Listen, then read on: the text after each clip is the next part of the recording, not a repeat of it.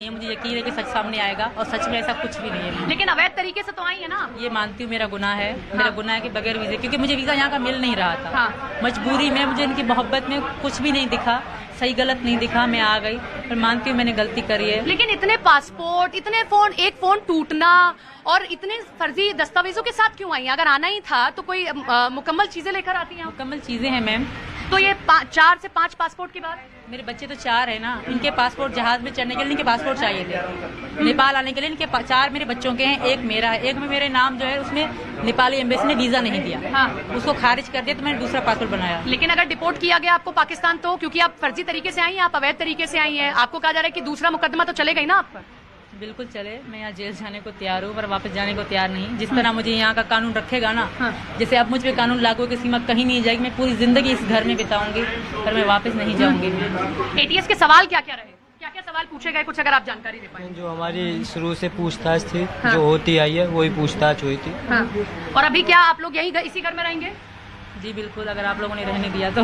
नहीं, आप रखने के लिए तैयार हैं इनको? जी मैम। यही शादी करेंगे हिंदू रीति रिवाज से? लेकिन शादी करेंगे कैसे, क्योंकि इनके पास में भारतीय नागरिकता तो है नहीं। तो जब नागरिकता लड़ाई लड़ेंगे? नहीं, लड़ाई तो हम नहीं लड़ सकते। खैर मैम, हमारी खैर वो कोई गाना गाएंगे फिर से, जैसे आप गाना गा रहे थे अभी? नहीं। आप एक बार फिर से वही गाना आपका सब सुनना चाहते हैं कि कैसे आपने गाया महाराजा परदेसी। एक बार जब प्यार में कितना ही कोई करे, आप पर आरोप लग रहे हैं, लेकिन आपको कुछ कहना चाहें एक बार? मेरा आवाज अच्छा नहीं, पहले लोग जैसा गा रहे हैं, प्यार में कोई आपके सुर गीत नहीं होते हैं, जैसा गा रही हैं एक बार, एक बार सीमा जी, एक बार कोशिश करती हूँ मैं। हाँ करिए, कोशिश करिए। सचिन जी आपका साथ देंगे, इतना साथ दिया। हाँ करिए, कोशिश करिए। मैं कोई और गाना गाऊंगी। हाँ। थोड़ा सा बोल देंगे, गा लूं?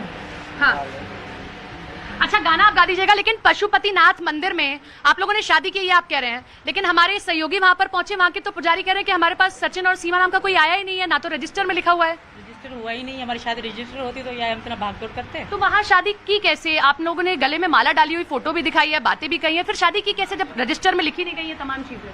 तो वही तो मसला हो गया, रजिस्टर में नहीं है। इन्होंने मेरी मांग भरी, मंगलसूत्र पहनाया जैसे होती है, पर पता नहीं क्यों वो ना हो पाई, क्योंकि हम 2 ही थे और हमें इतनी मालूमात नहीं थी। ये भी इनको भी नहीं थी, मुझे तो बिल्कुल थी। चलिए ठीक है, खत्म होने वाला। एक गाना गुनगुना दीजिए, बस एक गाना गुनगुना दे।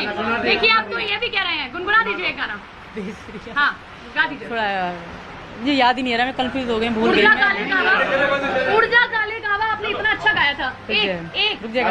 हाँ दूसरा गाऊंगी। हाँ गाइए गाइए। थोड़ा मुझे दे दीजिए। हाँ गाइए।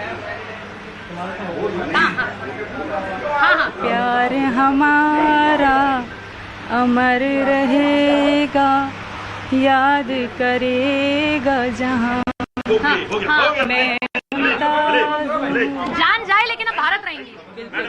तो ये